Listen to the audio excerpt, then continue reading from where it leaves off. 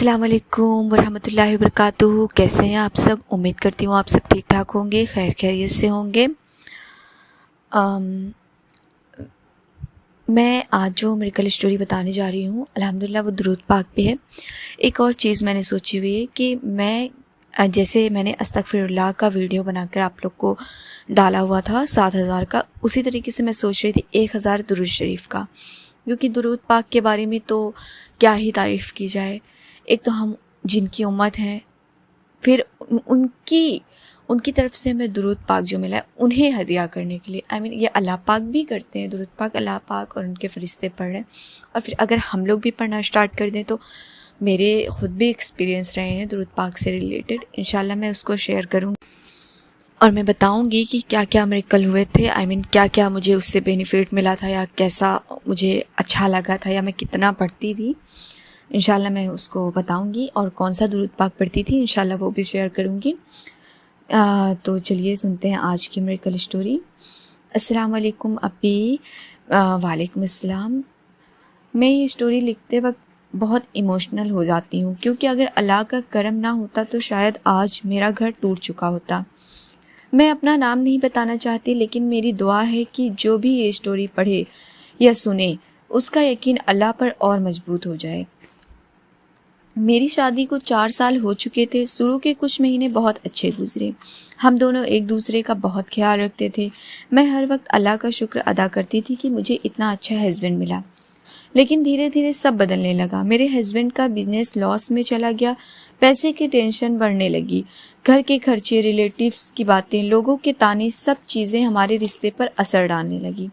पहले जो इंसान मेरी हर छोटी बात पर इस्माइल करता था, अब हर वक्त टेंशन में रहता था। उनका गुस्सा भी बहुत बढ़ गया था। छोटी सी बात पर आर्गुमेंट्स होने लगते।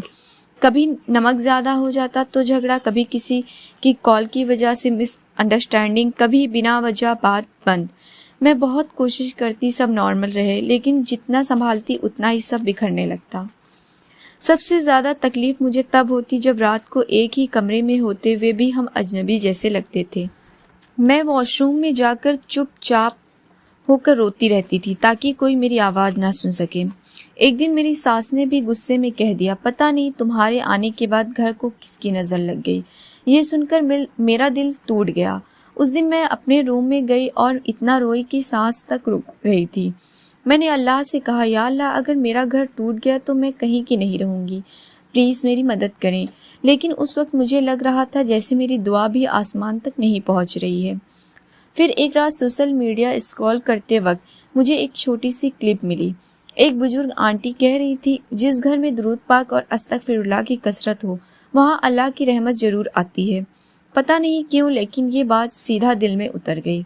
उसी वक्त मैंने डिसाइड किया कि चाहे कुछ भी हो, मैं अल्लाह को पकड़ कर रखूँगी। अगले दिन से मैंने एक रूटीन बना लिया। फजर के बाद 300 बार अस्तगफिरुल्लाह, हर नमाज के बाद 100 बार दुरूद इब्राहिम, और रात को सोने से पहले दिल से दुआ शुरू की। दिन बहुत मुश्किल थे। दिल में निगेटिव थॉट्स आते, क्या सिर्फ इतना पढ़ने से सब ठीक हो जाएगा। कभी लेजीनेस आती, कभी उदासी, कभी लगता कुछ चेंज ही नहीं हो रहा। लेकिन फिर भी मैंने नहीं छोड़ा। मैं किचन में काम करती, जुबान पर अस्तगफिरुल्लाह होता, कपड़े फोल्ड करती तो दुरूद पाक पढ़ती रहती। रात को सब सो जाते तो मैं चुपके से सजदे में रोती रहती। एक रात तहज्जुद में मैंने इतना रोया कि मेरी आंखें सूज गई थी। मैं सिर्फ इतना कह रही थी, या अल्लाह, लोगों के दिल बदलना सिर्फ तेरे हाथ में है। उस रात मुझे नींद में अजीब सा ख्वाब आया। मैंने देखा एक अंधेरा कमरा है जिसमें एक छोटी सी रोशनी जलती है और धीरे धीरे पूरा कमरा रोशन हो जाता है। सुबह उठकर दिल को अजीब सा सुकून मिला। बहुत टाइम बाद लगा जैसे अल्लाह मेरे साथ है। उसके कुछ दिन बाद मैंने अपने हस्बैंड में हल्का सा चेंज नोटिस किया। पहले वो घर आते ही गुस्से में रहते थे, लेकिन अब कभी कभी नॉर्मल टोन में बात करने लगे। एक दिन बिना किसी वजह के उन्होंने कहा, तुम पहले की तरह हंसती क्यों नहीं। ये सुनकर मेरी आंखों में आंसू आ गए, क्योंकि बहुत मंथ्स बाद उन्होंने मेरी फीलिंग्स नोटिस की थी। धीरे धीरे घर का माहौल चेंज होने लगा। एक रात उन्होंने खुद कहा, मुझे लगता है हम दोनों बहुत दूर हो गए हैं। उस दिन हम दोनों बहुत देर तक बात करते रहे। मैं अंदर ही अंदर अल्लाह का शुक्र अदा करती रही, लेकिन मिरेकल अभी भी बाकी था। मेरे हस्बैंड का जो बिजनेस ऑलमोस्ट बंद होने वाला था, उसमें अचानक एक बड़ा ऑर्डर मिल गया, इतना बड़ा कि उनकी सारी टेंशन धीरे धीरे ख़त्म होने लगी। वो खुद कहते थे, मुझे समझ नहीं आ रहा सब इतना अचानक कैसे ठीक होने लगा। और मैं दिल में सिर्फ एक बात कहती थी, ये अल्लाह की रहमत है। 2 महीने बाद मेरी ज़िंदगी का सबसे इमोशनल मोमेंट आया। डॉक्टर ने स्माइल करते हुए कहा, कॉन्ग्रेचुलेशंस, आप माँ बनने वाली हैं। मेरी आंखों से आंसू रुक ही नहीं रहे थे, क्योंकि डॉक्टर्स पहले कह चुके थे कि चांस बहुत कम है। उस दिन घर आकर मैंने सजदे में गिरकर इतना शुक्र अदा किया जितना शायद पहले कभी नहीं किया था। आज मेरा बेबी 8 मंथ का है और जब मैं उसको सोते हुए देखती हूँ ना, तो मुझे अपनी वो रातें याद आती हैं जब मैं टूट कर अल्लाह को पुकारती थी। आज भी मेरे घर में प्रॉब्लम्स आती हैं, लेकिन एक चीज़ बदल चुकी है, मेरा यकीन। मैंने अपनी ज़िंदगी में देखा है, अस्तगफिरुल्लाह सिर्फ गुनाहों की माफ़ी नहीं, ज़िंदगी की परेशानियों का सुकून भी है। और दुरूद पाक सिर्फ अल्फाज नहीं, रहमत और बरकत का दरवाज़ा है। माशाल्लाह, बहुत ही प्यारी मिरेकल स्टोरी है, बहुत ही ज़्यादा प्यारी सी और बहुत यूनिक। देखें, दुरूद पाक की तो क्या ही बात करें हम, दुरूद पाक बहुत ही प्यारी चीज़ है। अल्लाह करे हम सबको नसीब हो, अल्लाह पाक हम सबको दुरूद पाक और इस्तग़फ़ार से इस कदर जोड़ देना कि हमें इनके बिना कुछ अच्छा ना लगे।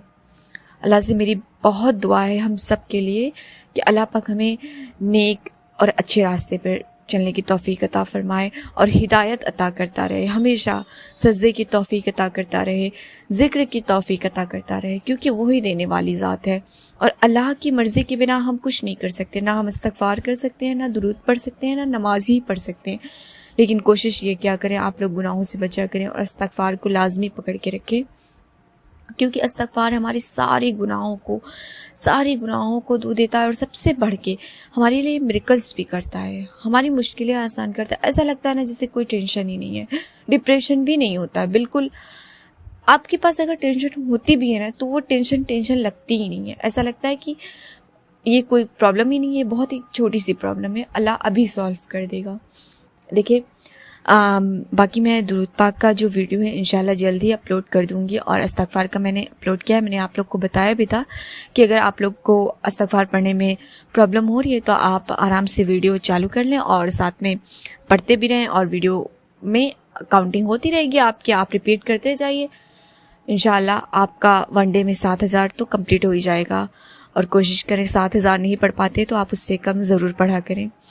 फिर मिलते हैं नए वीडियो में, तब तक के लिए अल्लाह हाफिज़, अपना ख्याल रखें।